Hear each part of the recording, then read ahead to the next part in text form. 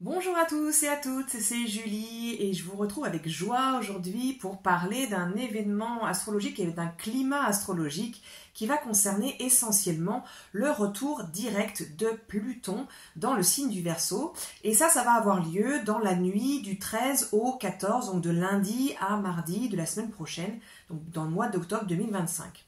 Alors pour replacer un petit peu tout ça dans son contexte, on est toujours dans le cycle lunaire de l'éclipse qui a eu lieu à la nouvelle lune précédente. Et on est vers la fin de ce cycle-là, puisque la nouvelle lune prochaine aura lieu le 21 octobre. On commence à s'en approcher, mais on est toujours dans ce cycle lunaire-là. C'est-à-dire qu'on est toujours dans cette énergie de gros dossiers karmiques qui ont pu trouver une résolution ou qui ont pu revenir à la surface pour pouvoir être vus, transformés, transmutés, digérés, et puis qu'on puisse passer à autre chose. Et donc, on s'inscrit encore toujours dans un cycle évolutif majeur qui va d'une période d'éclipse, qui vient de se terminer, donc il y a moins d'un mois pour nous, jusqu'à la prochaine, qui aura lieu donc l'année prochaine, vers la fin du mois de février, mi-février à début mars de 2026. Donc dans ce contexte-là, on est en train de travailler des choses vraiment de fond, avec des fins de cycle karmique pour pouvoir arriver à quelque chose de nouveau qui va commencer à poindre à partir du printemps 2026. J'aurai le temps de développer plus ça dans la vidéo de 2026 que je compte faire d'ici quelques temps. Mais il faut garder ça à l'esprit, qu'on est vraiment en train de préparer du terrain ici. Et on est également en train de préparer du terrain d'une autre manière, puisque Pluton est donc stationnaire actuellement, c'est-à-dire qu'il a ralenti, je vais vous expliquer plus tard de quoi il s'agit, et il va repasser direct jusqu'au mois de mai 2026. Et donc on est en train de préparer une période qui nous amène à quel sera le contexte en mai 2026, au moment où il va le repasser rétrograde. Et on va discuter de tout ça. Alors, tout d'abord, pour clarifier un peu les termes, qu'est-ce qu'on appelle une planète directe, une planète rétrograde, et qu'est-ce qu'on appelle une planète qui est donc stationnaire? En fait, dans le système solaire, comme vous le savez, les planètes ont une rotation autour du Soleil, et cette rotation, elle n'est pas circulaire, c'est pas un rond parfait, elle est elliptique, elle est un peu comme un rond un peu écrasé, elle est un peu allongée. C'est-à-dire qu'il y a des endroits dans le cycle autour du Soleil où les planètes vont aller plus ou moins vite par rapport à si elles sont plus ou moins loin du Soleil par rapport à l'attraction. Bref, je vais faire court. Il y a déjà ce phénomène-là à prendre en compte. Et puis, vu de la Terre, puisque c'est ce qui nous intéresse, on est dans une astrologie ici géocentrique, donc vue de la Terre, et comment on la ressent nous sur Terre, eh bien, quand on a des planètes comme ça qui se déplacent avec donc un mouvement elliptique et puis qui peuvent être plus ou moins loin de nous, il y a un moment, dans ce mouvement elliptique, on a l'impression que du coup, de notre point de vue, encore une fois, parce que nous-mêmes on est en train de se déplacer, mais pas à la même vitesse, on a l'impression que la planète, elle commence à ralentir. À un moment, on va avoir l'impression qu'elle ne bouge plus, et c'est ce qu'on appelle stationnaire. Et puis, à ce moment-là, on va avoir l'impression qu'elle se met à reculer. C'est une illusion d'optique, bien entendu, mais c'est l'impression que ça donne, c'est le ressenti visuel qu'on a sur Terre, et c'est également le ressenti énergétique. C'est-à-dire que la planète qui va passer dans ce qu'on appelle rétrograde, dans le moment où on a l'impression qu'elle recule dans son axe, autour du Soleil, eh bien, l'énergie est comme ramenée en arrière et toute l'énergie, tout l'archétype de cette planète-là va être remis en question. Il y a une histoire de repenser les choses, de revenir à se poser des questions sur les archétypes, sur le fonctionnement de fond de cette planète-là, au niveau individuel comme collectif. Et puis, à un moment donné, la planète, elle arrive à la fin du moment où on la voit reculer depuis la Terre, et donc elle commence à ralentir à nouveau, pour arriver à un moment dans sa rétrogradation où on a l'impression qu'elle est à nouveau stationnaire, donc elle ne bouge plus. Et à ce moment-là, elle va ensuite, quelques jours plus tard, repasser direct et retourner dans le sens, on va dire, normal de rotation. En réalité, elle n'a jamais cessé, mais par rapport à l'impression qu'on en a en tout cas. Donc voilà ce qu'on appelle, pour éclaircir ces termes-là. Énergétiquement, quand on a ces planètes qui sont en train de ralentir, qu'elles soient directes ou qu'elles soient rétrogrades, on a comme quelque chose qui se boucle, il y a quelque chose qui freine, et l'élan qu'on était en train de travailler, que ce soit dans un élan d'aller de l'avant quand la planète est directe, ou un élan de repenser, réfléchir, introspecter les choses quand elle est rétrograde, et ben on a une espèce comme un peu de mouvement où on sent que ça s'arrête. Il peut y avoir, ça peut s'accompagner d'une espèce de frustration, et puis on a vraiment quelque chose de l'ordre de ah, je sens que là l'énergie elle est en passe de passer vers autre chose, et il y a un mouvement qui s'arrête, il y a comme une espèce d'apnée, un moment où on est entre deux eaux, quoi. Et les moments où une planète va passer stationnaire, donc c'est le moment où vraiment du coup elle a complètement freiné dans son mouvement, en l'occurrence Pluton en Verseau est en train de passer stationnaire pour repasser direct, eh bien on a vraiment quelque chose qui est de l'ordre de alors, qu'est-ce qui est en train de se passer? J'observe quels sont les élans, et il y a vraiment toujours, quand une planète est en train de passer stationnaire, il y a comme une accumulation de l'énergie parce qu'on sent que on est dans les starting blocks pour passer dans l'autre sens, quel que soit le sens, et qu'il y a quelque chose qui, là en l'occurrence pour repasser direct, donc il y a quelque chose qui s'accumule, qui a envie de bouger, mais c'est pas encore tout à fait le moment, et on a vraiment comme une espèce de tension, de pression qui se met à ce moment-là sur la planète, sur son énergie, sur comment elle est vécue, ressentie intérieurement, individuellement, et dans le collectif aussi. C'est certainement ce que vous pouvez ressentir depuis ce week-end, depuis peut-être vendredi, où on sent qu'il y a quelque chose qui s'arrête, on sent qu'il y a des choses qui vont pouvoir bouger, et qu'il y a des choses qui sont en passe de se modifier profondément, mais le moment où ça va bouger n'est pas encore là. On sent que c'est pas encore tout à fait le moment. Et du coup, ce moment, ces quelques jours d'énergie stationnaire, c'est un moment ici, j'ai envie de dire particulièrement sacré, parce que c'est le moment de se poser dans le tumulte qu'il peut y avoir autour de nous, l'énergie extrêmement rapide qu'il peut y avoir autour de nous. Eh bien, il est important de pouvoir trouver des moments de silence et de calme pour pouvoir se mettre à l'écoute de ce qui se passe. Pourquoi? En astrologie évolutive, Pluton symbolise et représente l'âme. L'âme qui est venue en incarnation pour expérimenter certaines choses afin de pouvoir continuer son chemin évolutif. Ici, Pluton se trouve en Verseau. En Verseau, ça a tout à voir du coup avec la libération de l'âme. Qu'est-ce que ça veut dire? On pourrait traduire ça par quels sont nos désirs, nos pulsions, nos compulsions, nos attachements qui sont prêts à être libérés, ou en tout cas qu'on est prêt à voir avec plus de clarté pour pouvoir s'en libérer, pour pouvoir s'en détacher. Parce que le chemin évolutif, au final, c'est un processus d'élimination. On fait une expérience, on s'attache à cette expérience, on la vit intensément, profondément, on est vraiment impliqué dedans, et puis au bout d'un moment, on se rend compte que ça fonctionne pas, c'est pas ça. Et donc c'est pour ça que cycliquement dans la vie de chacun, de chacune, on passe à d'autres choses, que ce soit des relations, que ce soit des centres d'intérêt, que ce soit des travails, que ce soit des façons d'être, que ce soit des façons de penser, que ce soit des convictions, on passe régulièrement à autre chose parce que l'âme a fini d'explorer tel truc et donc du coup c'est ok, c'est intégré, bon, je passe à la suite. Et au final, on se rend compte que si on prend un peu de recul avec ce processus évolutif, tout ne fait que passer. Et tout, en fait, finit par être insatisfaisant et on passe à autre chose. Pourquoi? Parce qu'en fait, la recherche ultime, c'est la recherche de retour à la source, de retour à l'unité.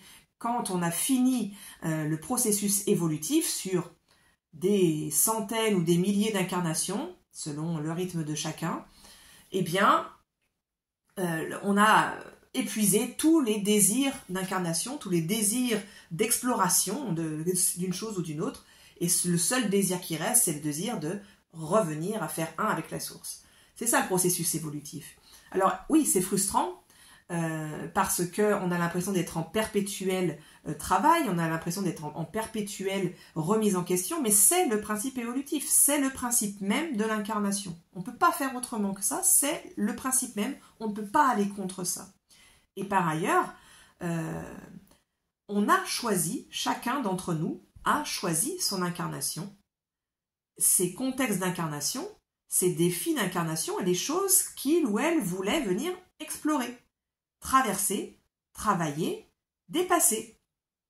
Donc du coup, quand on place les choses de ce point de vue-là, on ne peut plus en fait passer son temps à se morfondre.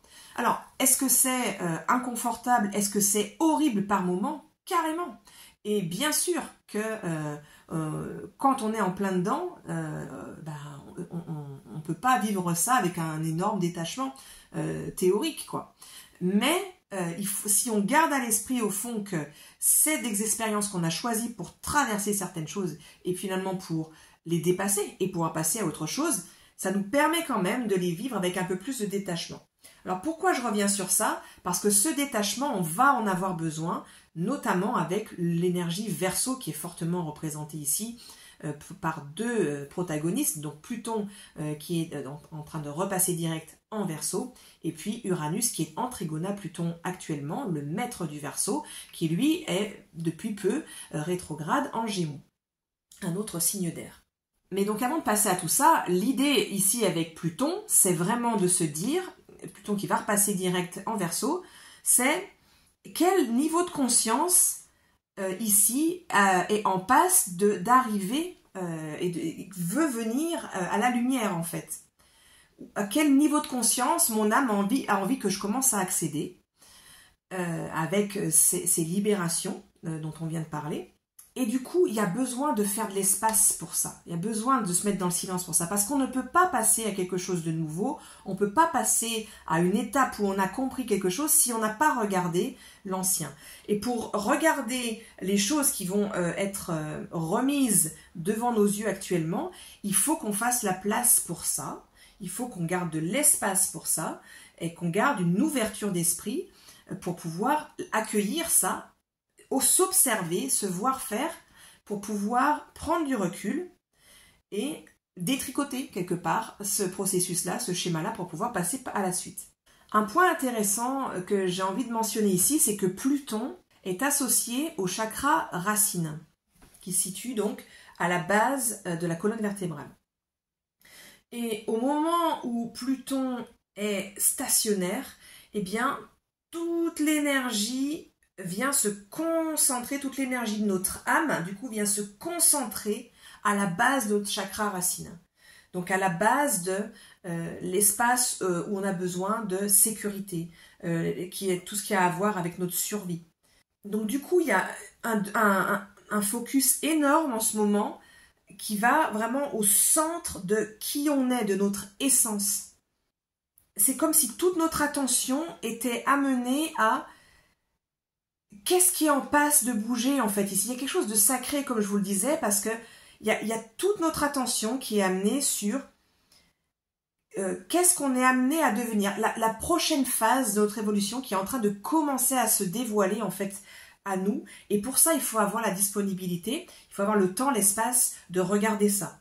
C'est comme si on était en fait dans une énorme espace de transition qui nous amène à une dimension beaucoup plus profonde de notre chemin évolutif. Et ça va encore être renforcé, on pourra en reparler, par le fait que d'ici le 20 octobre, eh bien, on va retrouver deux planètes qui sont actuellement en Scorpion et qui sont Mercure et Mars, hein, l'ancien maître du Scorpion, qui est donc chez lui en Scorpion, qui vont se rejoindre le 20 donc c'est-à-dire très peu de temps, finalement, à peine une semaine après le passage direct de Pluton, et qui sont à nouveau, qui viennent réactiver nos désirs, et cet alignement avec les désirs de notre âme, les désirs conscientisés cette fois de notre âme, et avec notre mode de pensée, comment on peut avoir des nouvelles façons d'être, façons de penser, façons de communiquer avec Mercure également,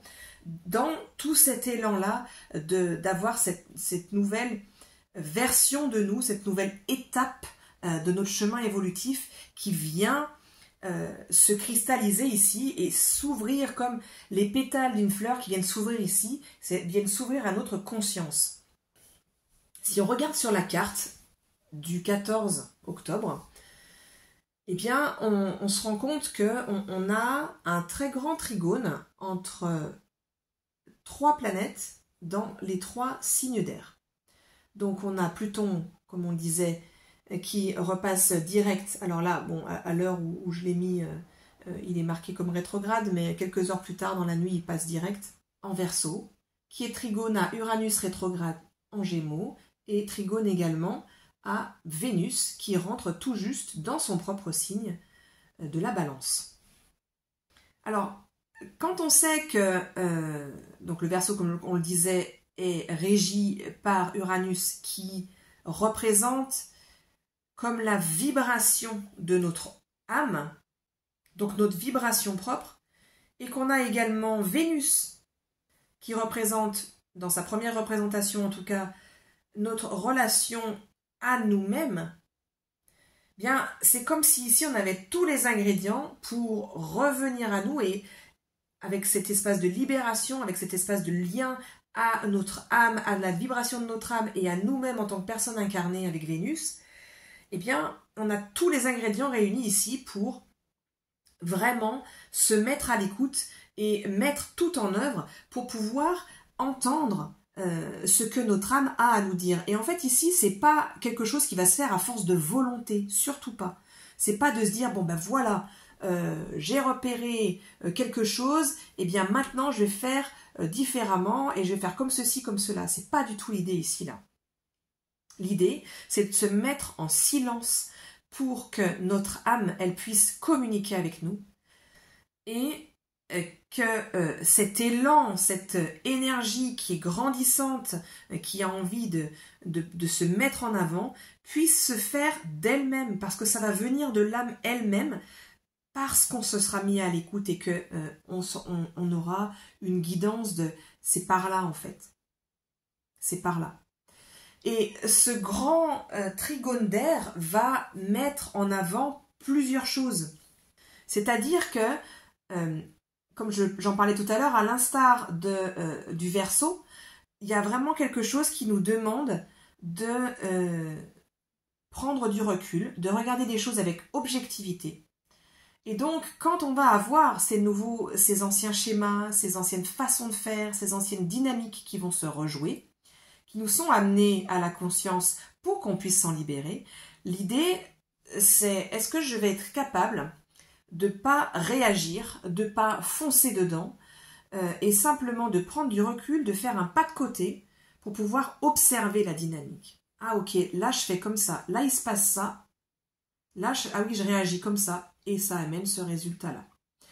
Et ici, étant donné qu'on va avoir Vénus, donc en Balance, le signe qui nous amène vraiment dans la relation à l'autre et qui est particulièrement puissante, même si ce trigone dure peu de temps parce que Vénus bouge rapidement, c'est une planète rapide, elle est particulièrement puissante parce que 1, elle est chez elle, et 2, elle régit encore le soleil qui, comme vous pouvez le voir, est toujours en Balance à ce moment-là. Donc c'est comme si on avait vraiment tous les feux de la rampe qui étaient braqués sur Vénus, et Vénus qui venait dire en fait dans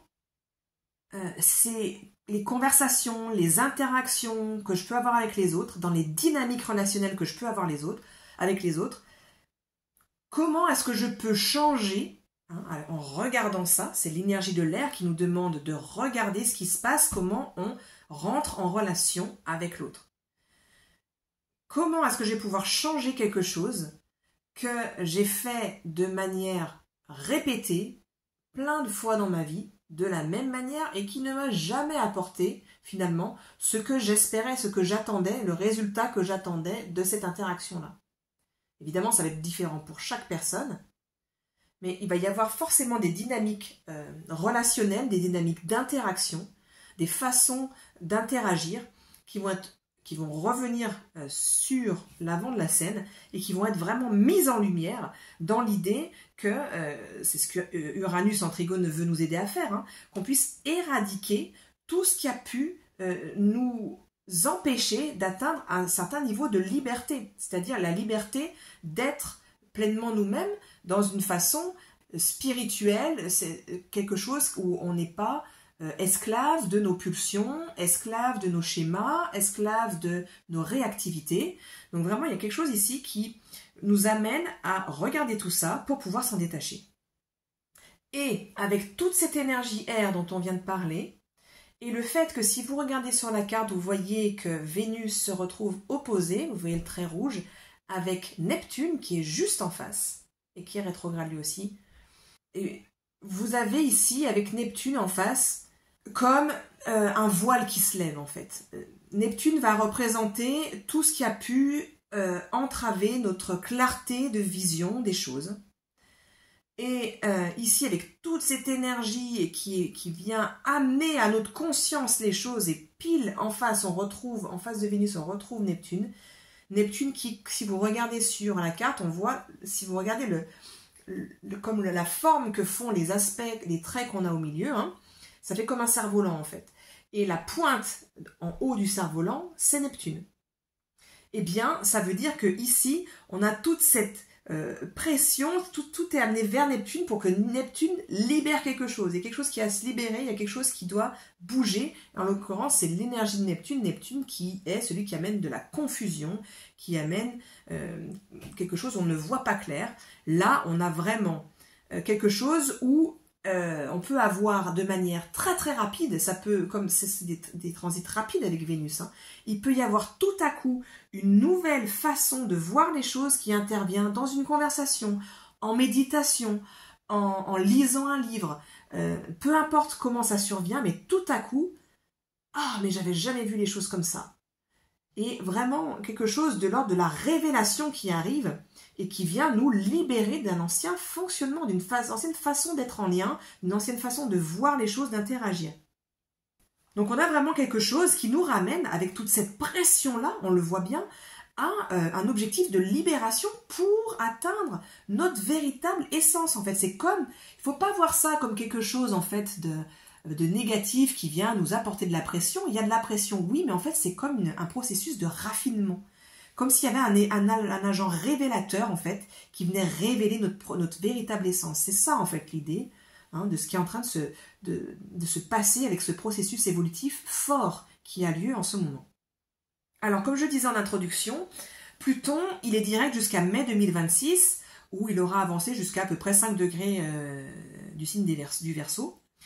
Et en mai 2026, Uranus, le régent du Verseau, sera rentré définitivement en Gémeaux. Il y aura toujours un trigone entre deux.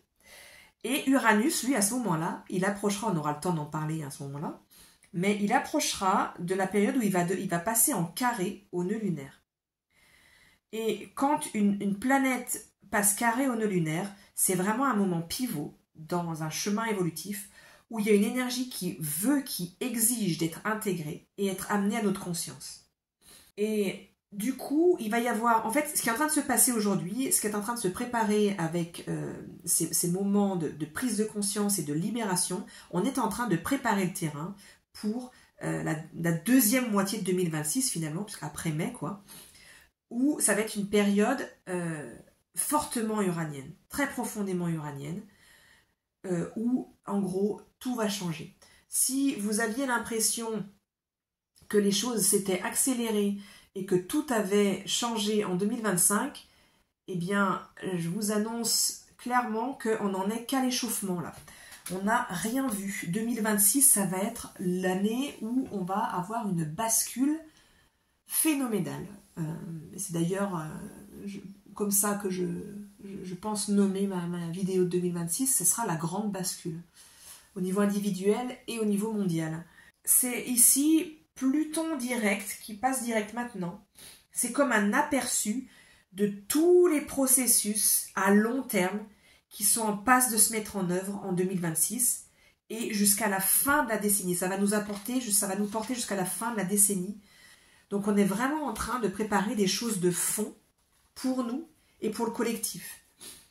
Il est donc important de voir cette énergie qui actuellement se met en place comme une préparation intérieure et extérieure dans nos échanges à un processus très profond d'avancée évolutive sur nos chemins respectifs. Et comme je vous le disais, ce travail de fond là, qui s'ouvre avec ce grand trigone d'air et le passage direct de Pluton va faire que s'intensifier et s'approfondir en fait courant du mois d'octobre quand va se produire un grand trigone d'eau cette fois-ci entre Mercure et Mars qui vont se rejoindre, qui vont former un trigone avec Jupiter qui est en Cancer et Saturne qui est en Poisson, et il va y avoir vraiment quelque chose de la restructuration de la sécurité intérieure et de comment on se sent avec tout ce qui est en train de se mettre en place et de bouger. Donc il y a vraiment un processus extrêmement profond qui est à l'œuvre là. L'idée c'est vraiment de faire de la place pour l'accompagner et de faire en sorte que on puisse accompagner ce chemin évolutif, puisqu'on sait que, et a fortiori avec Uranus et le Verseau, si on freine et si on ne veut pas accompagner ce chemin évolutif là où on sent que ça nous emmène, même si ça nous fait peur, même si on sait que ça va peut-être être difficile et qu'on râle, on a le droit de râler, hein, on a tous le droit de râler, c'est difficile, c'est réellement difficile. Toute personne qui vous dit que le chemin évolutif n'est pas difficile, elle se met le doigt dans l'œil, quoi. Clairement, le chemin évolutif est un chemin difficile parce qu'on est là pour apprendre à dépasser des espaces sécures pour aller vers quelque chose de nouveau et donc d'insécure. À chaque fois, c'est ça. Donc c'est difficile. Ce processus est par nature difficile. Eh bien, on a vraiment quelque chose qui nous demande d'aller profondément dans des nouvelles strates de qui on est et de connaissance de nous, plus profonde, plus affinée, mais dans quel but? Dans le but de pouvoir se révéler en fait, de révéler notre véritable essence et donc en fait de pouvoir nous mettre encore une fois, comme je le répète souvent, au service du collectif, mais non pas à partir d'un besoin et d'un désir égotique, moi j'ai envie de faire ça, mais de se laisser guider. En fait, notre âme, elle va nous dire, en fait non, là pour le moment c'est par là que tu vas. En fait. Là où tu as besoin d'aller, c'est là. Et il y a un besoin d'acceptation. Et d'accepter que notre essence, elle est par là pour le moment. C'est pas toujours facile. C'est ce qui est néanmoins demandé. Et encore une fois, c'est un travail préparatif à toute l'année 2026, et notamment la deuxième moitié de l'année 2026, qui va nous demander de gros efforts, parce qu'on va y avoir énormément de choses qui vont se transmuter dans nos vies individuelles et dans les dynamiques collectives également. Voilà, j'espère que cette vidéo vous aura apporté de la clarté. Et si c'est le cas, n'hésitez pas à vous abonner, à mettre un pouce en l'air, à parler et à partager cette vidéo autour de vous. Je vous dis à bientôt pour une nouvelle vidéo et je vous souhaite plein de douceur et plein d'espace pour pouvoir accueillir ce qui vibre en vous et qui a besoin de se faire entendre. À bientôt!